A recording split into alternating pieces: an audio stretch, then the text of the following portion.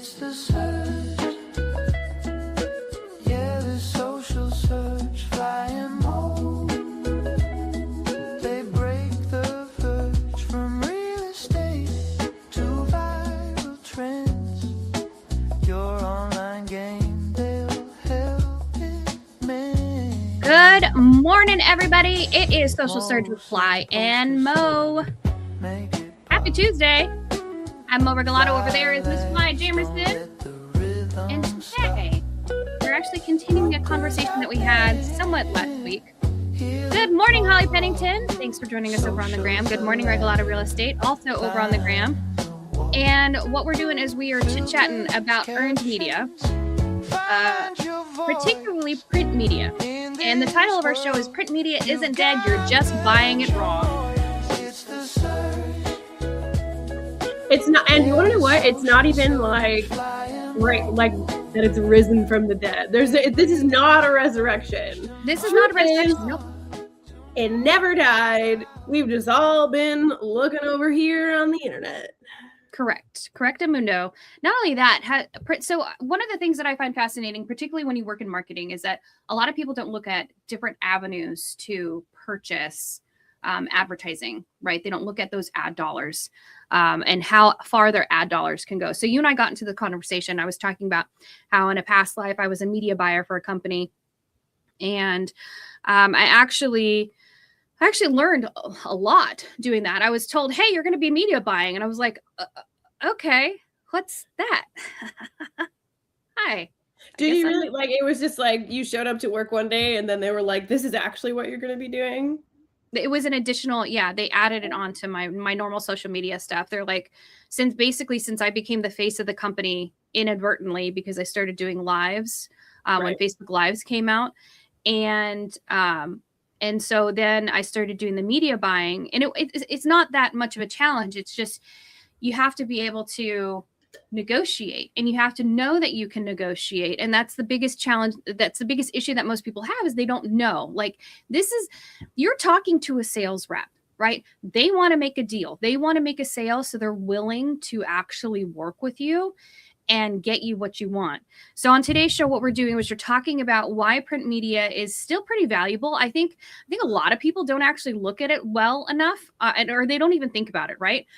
But think about the last time you went to a doctor's office, you went to a car dealership, you went anywhere where you were actually sitting down in an office, or there were magazines on a table, and you picked up a magazine and you started thumbing through it. Now, one of the things that's super fascinating about print media, especially when you get into those magazines that are a little bit more higher tier, upper echelon, they feel really good in the hand, right? Like there's all these there are all these visceral reactions when you touch a really cool magazine with a glossy cover and the pages feel good, right?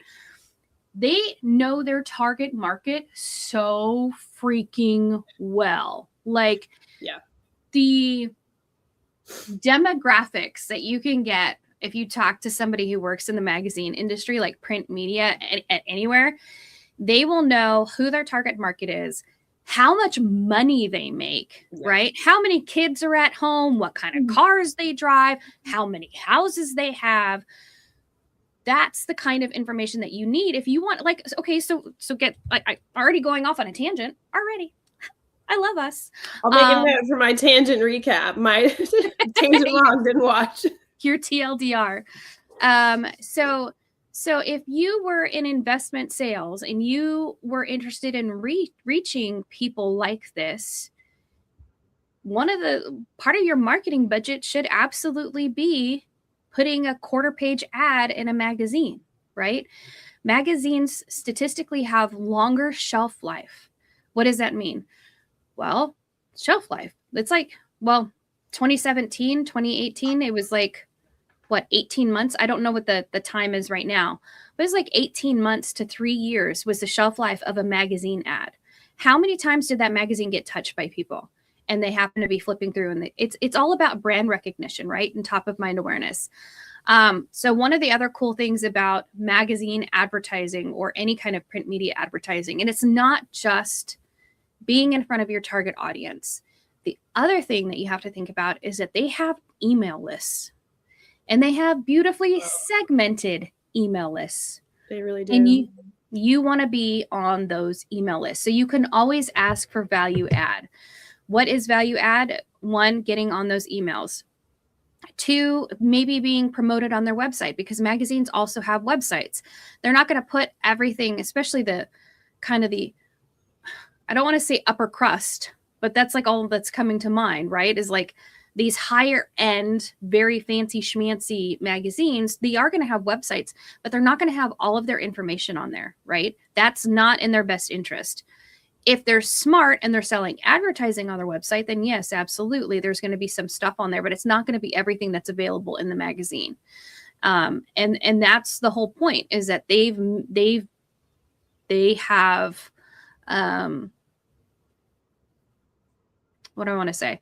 They have chosen to put the brunt of their information or the brunt of their content inside the magazine, not on the website, so that it's available for anybody to use. So when you're thinking about print media, it's just you guys aren't using it well and you're not buying it correctly. There's a lot of different things that you need to do when it comes to print media. And again, I think this is an area in commercial real estate. It's particularly in commercial real estate and advertising that is not well used. And I remember talking with a prospect. He and I were looking at working together. He's actually out of here. He's out of Washington State, somewhere near Seattle. And he wanted to bring me on as a media buyer. And then to also help out with their social media, but really they needed to start media buying is what, and so we were talking about it, and it really and he does investments. That's the whole reason why he was talking to me about this. And we were coming up with a campaign because he realized that his target audience, these wealthy people who are looking for investment vehicles, are looking at golf magazines. They're looking at, high-end, like home and garden magazines. They're looking at, business. Yeah, go ahead. I'm flashing back to what's the movie with Hugh Grant, Notting Hill, and he like pretends to be the magazine guy. Nope, this is a serious tangent, but he's like, oh, I'm with Horse and Hound magazine. Nope. All right. No, high-end magazines. High-end magazines. No, we love them. And yeah, and they really do, just in terms of like when we talk about the quality. And again, like we have recently been talking about how print media, analog media, stuff that is not just like in this black hole of a device, right? Is really having a comeback because this space is so saturated. And like I'm not trying to talk myself out of a job, like, and I won't, because it's, it's a lot, but they like the really worthwhile print publications are putting a lot of firepower, bank power into the actual literal quality of the material to really elevate the experience of what it is to read something, right? And again, we're seeing people who are in those like upper financial demographics, like that. It's the consumption of print and analog media is like very, very elite. Well, yeah, I mean, it's almost like a pushback against what's happening in digital, right? In fact, there was a report that I read last week that said that more of the younger generation, so we're probably looking at, what is it, Gen Z? Is it Gen I don't Z? know what letter we're on now. I know, right? Gen A, I have no idea. That they're actually pushing back on digital. So yes, they are consuming, but a lot of times they're also putting their phones down. They're wanting to have more of what they saw in Stranger Things, right? Yeah. It's like the Stranger Things effect. They want to have more of those experiences where it's not all digital, where they're out there meeting their friends, they're getting together. I wouldn't be surprised if we start seeing like niche CD stores and record stores start coming back just so people can have that Oh, yeah. experience. Right? Oh yeah, it's happening. But on the topic of like the specific kinds of magazines, like yes, we do like for print media, like those, you know, go where the eyeballs are already looking. Like we talk about this all the time in terms of like figuring out what platform the people that you're trying to reach are already engaging in. And yes, so you know, the like luxury lifestyle magazines, but then there's also other things like the local, like what is the local business publication? Can you, like they will, you know, I think right now in Baton Rouge, the Baton Rouge Business Report, I keep seeing the ads for like submit for your company to be like listed as an award, and then like, you know, there's a whole sort of like how those kinds of things get monetized, but like they will at some point print to like a very significant publication that is meant to, and I will see it on the coffee tables of the lobbies of businesses. And that's the kind of thing too. It's like, think about, you know, who are the people who are going into the bank? Who are the people who are going into, I mean, just all these places. What kind of, literally go, physically go around your market. Where are all those people hanging out?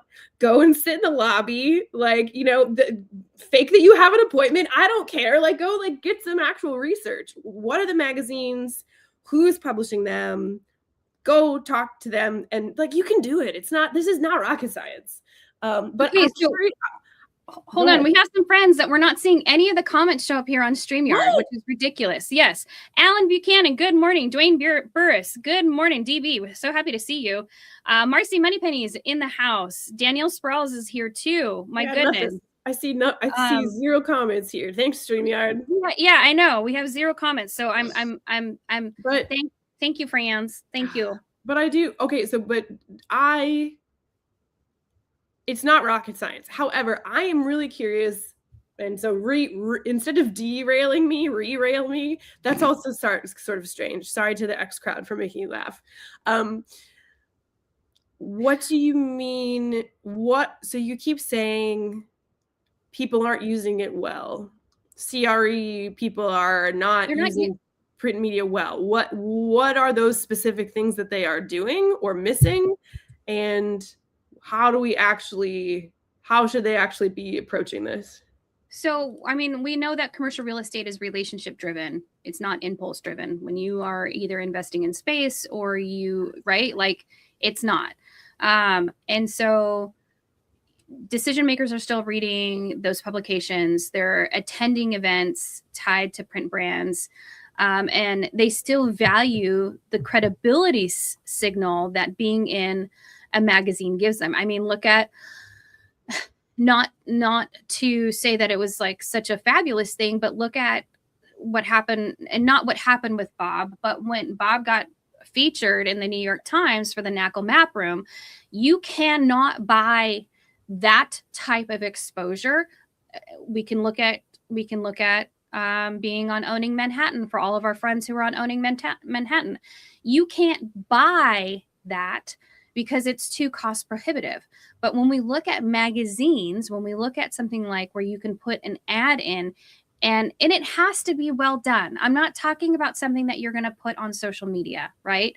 It has to be well done. You have to invest the time in getting a photographer if you want to show the faces of your company. Print media is not forgiving. No, it has. Oh yeah. Yeah, no, like everything has to be, everything has to look sharp and crisp and in 4D, right? Like it has to look beautiful. You can't throw up some pixelated picture and hope that they'll forgive you. It's not going to work. Print knows your target audience.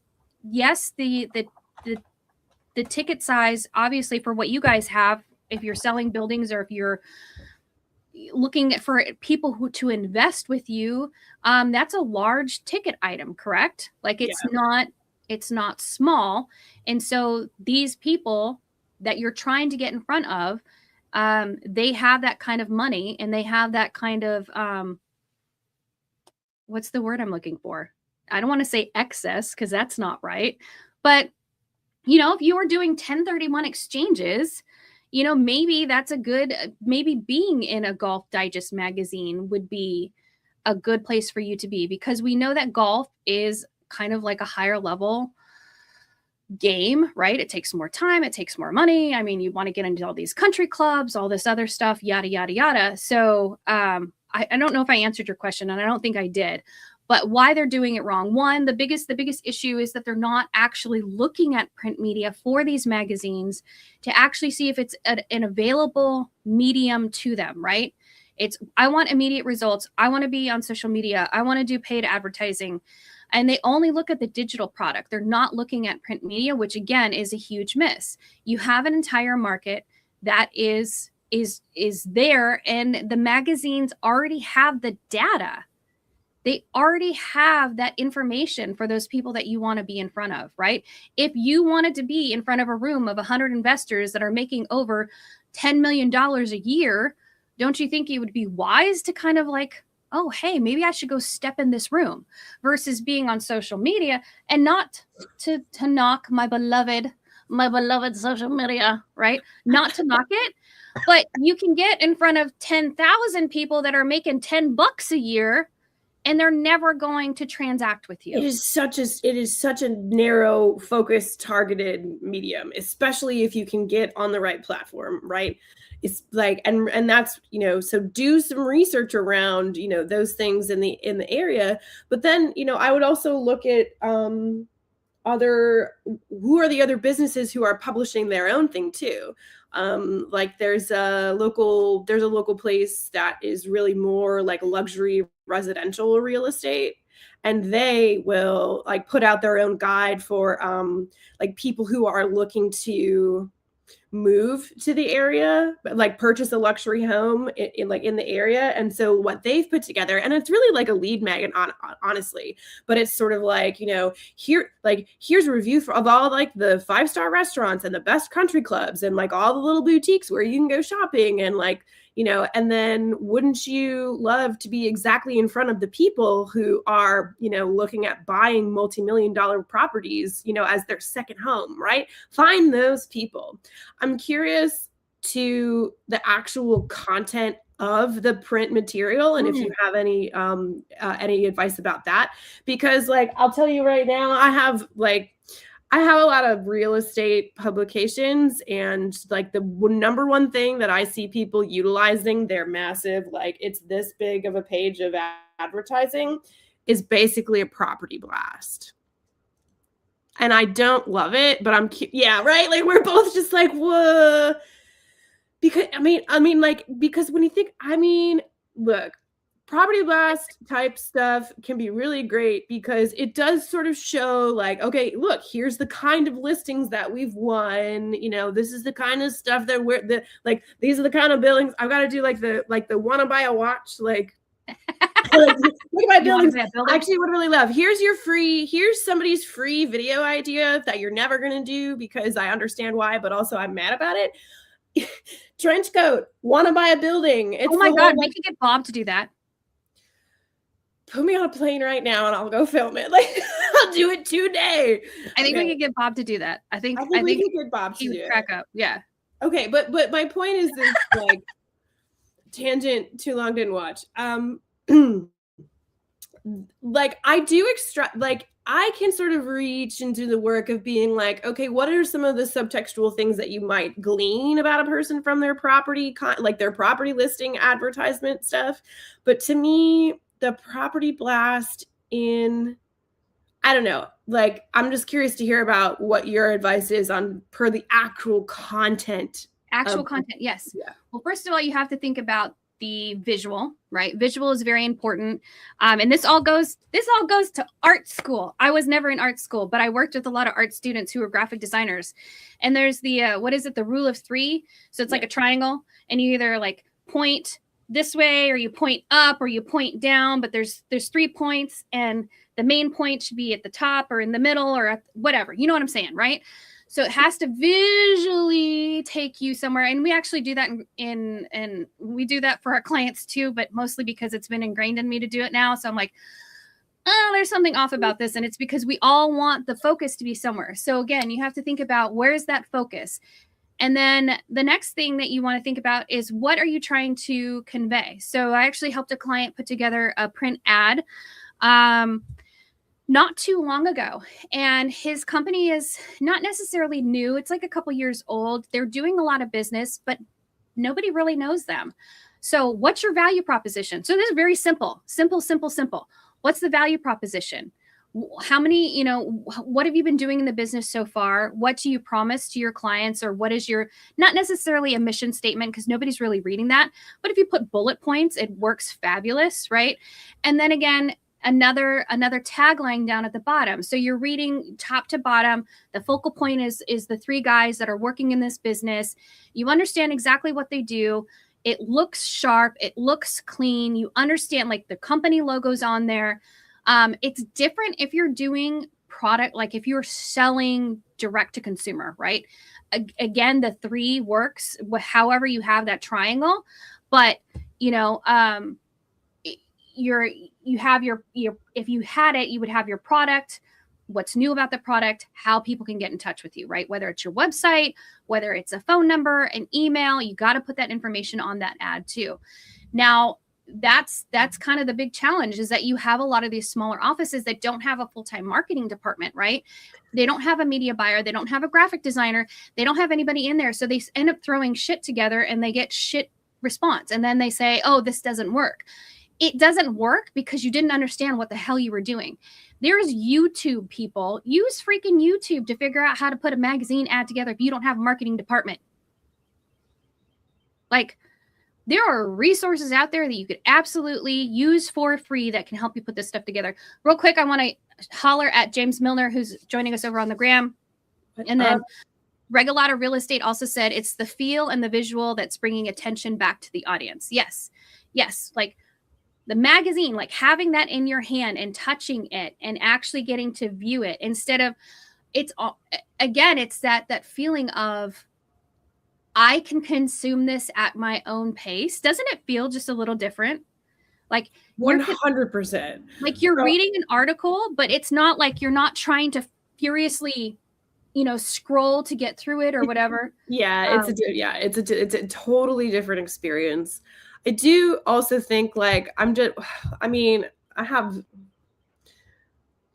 a couple other topics that we need to discuss before we leave today. Go ahead. But yep. I want to talk about value add. We'll get back to that real quick. I'm sorry. I know we're trying to be tighter on time, people. We're trying to respect your time.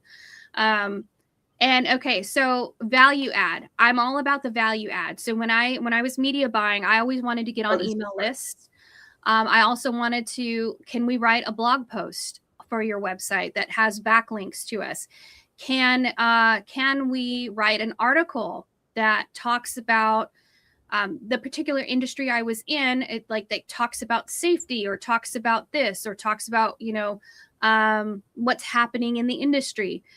You can do event sponsorships. You can do email blasts. And if they have a podcast, see if you can get on the podcast, right? You can also ask to be on panels. If they do have events, be on a panel. You can be a part of their awards and sponsor that. So there's a lot of different value add that you can get, that you can ask for, that you don't pay extra for, right? And you can always negotiate. I talked about this last week when we were discussing this, but I actually don't even know if I shared this story. Maybe, I think I did. New account executive called.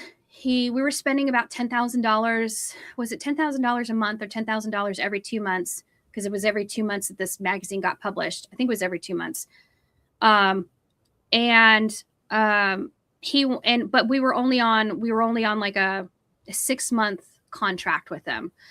And so he called me up and said, you know, will you do a 12-month contract with us? And I'll drop it down to $5,000. Our actual contract price was $9,998 every 2 months for this magazine. And I was just like, hell yeah, I'll sign a year-long contract for that. Like in a heartbeat. I ended up saving the company, like, I don't know, it was like $20,000 some odd $1,000, whatever. And they gave me a 22-cent raise. for It saving all adds up. we're saving them a shit ton of money. Anyway, so that's beside the point. But even though he was giving me a smoking deal, and I was like, hey, how many emails do we get with this? And he was like, what? I'm like, how many emails? Like, when this magazine goes out, how many emails do I get? And he's like, looking, he was like, oh, okay, you get this many emails. I'm like, sweet, I'll take it. How many banner ads do I get? Let me check. Banner ads, either the banner ads in the emails or banner ad on a website, right? On their website. Because again, they're going to give you that information of how much traffic their websites get. Okay, well, I know that you're going to reach 1.3 million people this month on your website. That's the opportunity for people to see my ad on your website, right? Now, when it comes to ad creative, all of those things are different, right? This is why you need to have somebody that knows graphic design. Yeah. Knows graphic design so that they can create the types of ads that you would need for a website that aren't just static, that that they have what am I thinking of? You create them in InDesign. I can't think of the word. Anyway. Like they're dynamic. They're dynamic. Yes, thank you. Sorry, I didn't know if that was the and that was the word I was looking for. You're on a roll, man. I'm just like, I'm sitting here getting schooled, but that's well, it. But that's the thing. Like there's a lot of value add that you can get that is worth it, right? Yeah, and more than just the thing in the magazine. Because they have a massive infrastructure. And then here is the other thing too, because for me, like, I know I personally undervalue this outlet as a platform because I'm personally not like the barrier to entry for me personally. Like I'm not, I wish I was Ye and can take out a full page ad in the Wall Street Journal, right? Like I wish, because I love a good stunt. Print media is great for a stunt. Yes. The other thing too, I just want to say, Kanye. The other thing I just want to say too as a sidebar is that when you have print media, you know who loves print media? Also, social media. Social media loves print media. Yes. Get your little magazine, take a picture of the magazine and put that on social media. Like that's another example of what you are talking about. That's a lo-fi version, right? But like, how are you extracting all of the possible value out of this like actual like single thing that you are buying? Because yes, it's a print ad, but they have the build out to get you into all these other places. The other reason I know that I undervalue this as a platform is because my specialization is media formats that are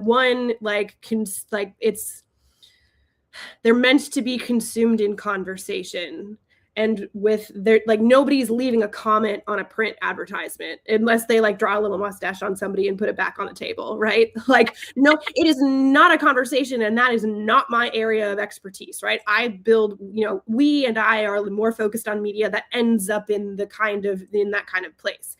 However, I do think that an opportunity that is unique when you engage and start a relationship with somebody who is selling print advertising, that person is also talking to and in relationships to or in relationships with all of the other business owners who are participating in that magazine. And so you're not just putting something up on the internet, then thrusting it into the void. Yeah, you are actually entering into a group of people who all have shared similar interests, right? And so the magazines will do events. The magazines will have all this other stuff that you can become a part of.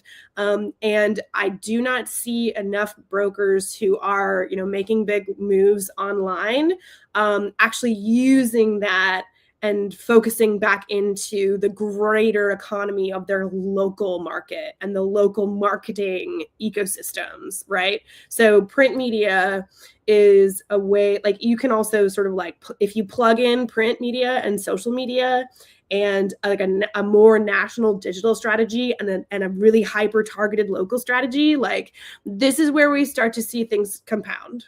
Right. Absolutely. So, and then it's not either or, right? It's together. So you do the print media campaign and then you share that print media campaign on social. Like there's I feel nothing good. saying that you can't do that, and you absolutely should do that. You already have these beautiful images that you had shot, right? Use those on social. Those are so good, and you can use them for so many different things. They're just not for one thing. So I think too many people, when they think print media, they think, one, it's dead. Two, what else are we going to do with it? It's content. Everything is content, and this is good content that is going to impact, and it's exactly to your target market. So when one thing, like the last thing before we pop off, and I know there's certain, we need to talk about CREI Summit, and there was another thing that you wanted to touch on today. I can do all that in 1 minute. So when you are looking, so if you've taken anything we've said to heart today, and you are looking at it, and it is an investment. Print media is not cheap. It is somewhat cost prohibitive, but the lifetime of print media is worth it, plus the value add that you get with it. When you go to their website, you're going to look for their media kit. It's usually down at the bottom of the page. It'll say advertise with us. It'll say media kit. The media kit has all the information that you are ever going to need. However, get on the phone with the sales rep. The sales rep wants to negotiate. The sales rep, their whole job is to get commission, right? They're going to work with you. And this is your job too. You're in sales. Whatever part of commercial real estate it is, you're either trying to get somebody to like, know, and trust you so that they transact, or you're trying to sell a building, or you're trying to lease a space. It's all sales, right? Yeah. So they want to negotiate with you. Don't be afraid to talk to that sales rep. And don't be afraid to say no if they're not giving you what you want or need. If you've taken anything away, right? It's not just the print. It's not just the print ad. The next thing that you're going to ask is, is there any value add for event sponsorships, or a blog post, or an article, or can we get on one of your email lists? Ask how often their emails go out. Oftentimes these magazines will send out emails twice a week, right? They'll send out emails on a regular basis that is targeted to the market that you're trying to reach. That is one of the things I mean, when I get to the nerdy parts of me, right? The nerdy, and we're talking about demographics, and we're talking about affluence, and we're talking about income, and we're talking about all these education. Print media right now, to me, is so much better at targeting that than any other digital media format, because they have it dialed in. Yeah. There's no guessing. There's no trying to figure it out. There's no going onto the back end of Facebook ads and going, okay, what can I select and what can I not select? Because now I'm in a real estate category. So if I do something wrong with this ad, I could accidentally piss off the Facebook gods, and all of a sudden my ad account is shut down because they say I'm discriminating against somebody when I'm not. Gosh, it's just the Wild West. You know what I mean? But no, and you want to know why? You want to know why it's so much easier? Is because they own all of their own data. They do. And so you are literally, it is literally like a little teeny tiny, Facebook group, but it's in a print format. Okay. So print makes sense if you're targeting owners, investors, and institutions. You want long-term brand equity, right? Again, these ads in those magazines, anywhere from 18 months to 3 years, right? I mean, it's a long shelf life. And you're already active digitally so that they can look and, right? They see your website, they see something, and they go to it with their phone after they've looked at a magazine. Print does not make sense if you are expecting immediate leads. Yeah. Does not make sense if you're expecting it. That's not how that's going to work. It doesn't make sense if you're not going to repurpose it across digital. And if you're doing it just because you want to say that you were in such and such magazine, that is not a sorry, that is not a purpose to spend that kind of money. I'm trying to think of the magazine that I would do that for. The first thing that comes to mind is Highlights. like highlights for kids. Yes. I would probably like pay a lot of money to like show up in highlights and have that mailed to my kid. But this is why commercial real estate is not an emotional business. Because that's an emotional, that is something that a residential agent would do. Sorry. Okay. Two things before we go. One, the CREI submissions for the list this year are going to be opening up this week. So look in your email boxes, watch out on social, start prepping your stats because we're going to want them. Again, if you don't know what the CREI list is, it is an annual list that is published as an overview and ranking and celebration of the best and brightest minds in commercial real estate who are quite visible with their content. So look out for that. And a reminder, CREI Summit is, do you see me like squawking like a bird? I'm just getting through my announcement. It's in the fall. It's in this fall, September 25th to the 23rd, I believe. I got to look. I should know this. The other thing I want to highlight, and you can find all that information at crisummit.com. The other thing I would like to highlight is that our friend Chris Hatch, Dirt Dog, at Dirt Dog on X, has, I don't know if this was his first one. It was the first one that I had seen, a weekly recap of the best things that he saw on commercial real estate X. And the rundown was really good. So go check that out at Dirt Dog. I hope that it is something that he keeps doing. And it is a really brilliant content series for a variety of reasons that maybe we will get into on a future episode or in the school group. Danielle says, can't wait. And this time I'm leaving hubby home.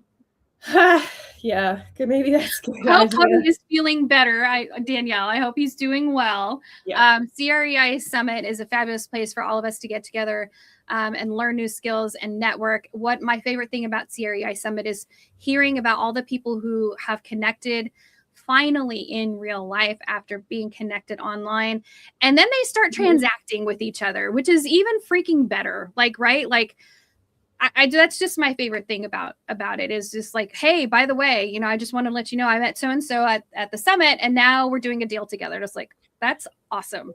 Yeah. What was one of the highlights of the one that happened in the recent time? Aviva and Raphael from Sites. Yeah. $9 or $10 million deal. Shoot, dog.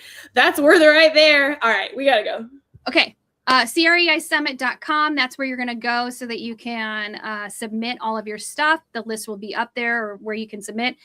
Here's the thing. We're going to do multiple call outs for the different lists, but you can literally very British this morning. Yeah. You can actually fill everything out right then and there. It's one and done. Please. Yeah, and it does ask you for some stats. And I will also say that once, I'm pretty sure we're aiming to have it out tomorrow.